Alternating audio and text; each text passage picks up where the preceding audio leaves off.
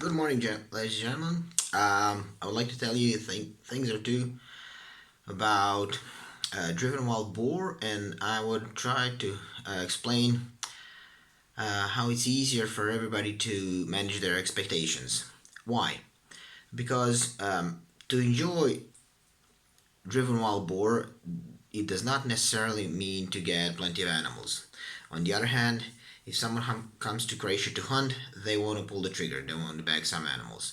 So, but when you're coming back home, people will ask you how many animals did you get. If you didn't have a lot of animals, if the bag is not big, maybe some will think that that hunt was not good. But let's look even wider at picture.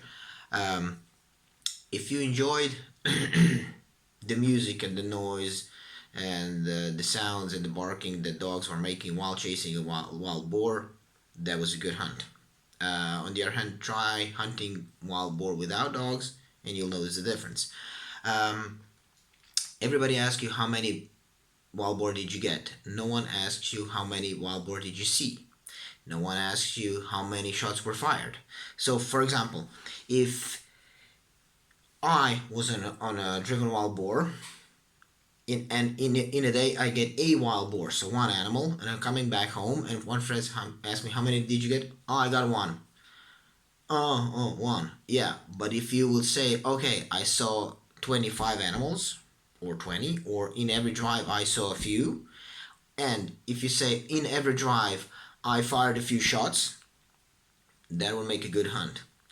But to admit that you saw a few but didn't get the chance to choose, then they'll ask you why.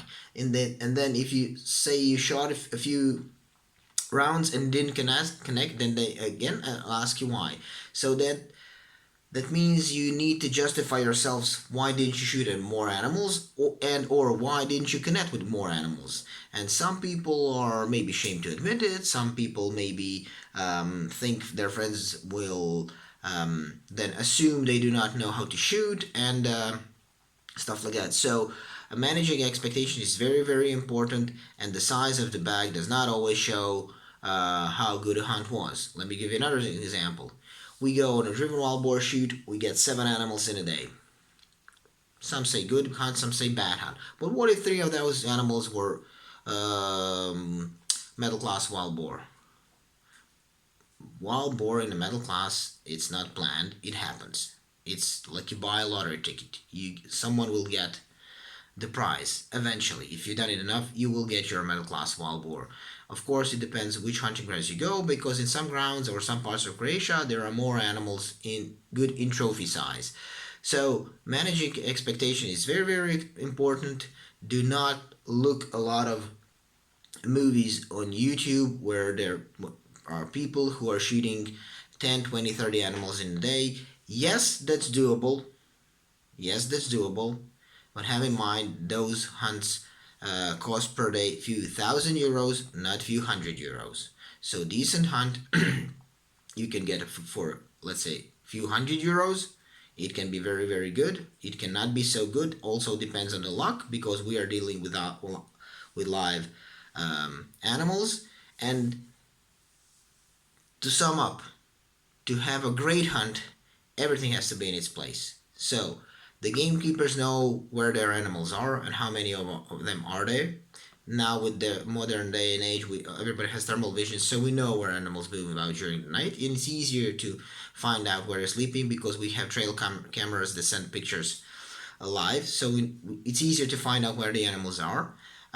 We also um, then know where to do the hunt. On the other hand, everything, like I said, everything has to be in its place. That means we have to have beaters who know their job, dogs who will not chase hare, fox, rabbit, roe, red, who will chase wild boar, if possible. The beaters need to know where the drive finish starts, when it finishes.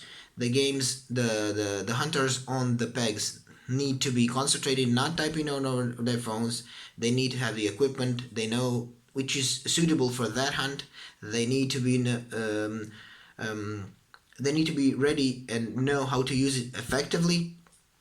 And that means they need to connect with the wild boar because that's the quarry of our day when we're doing driven wild boar. So to have a great hunt, everything has to be perfect. It's like orchestra. So everything has to be. It's if everything is not lined up, the chances of having a great hunt are getting smaller and smaller. Everything if everything is planned as much as we could. Some things are out of our control, but plan as much as you can, and there's a great chance you'll have a great hunt and then enjoy it. And then it's easier to tell your friends when you go back home. So I hope that helped. Uh, Thank you for joining me. Bye.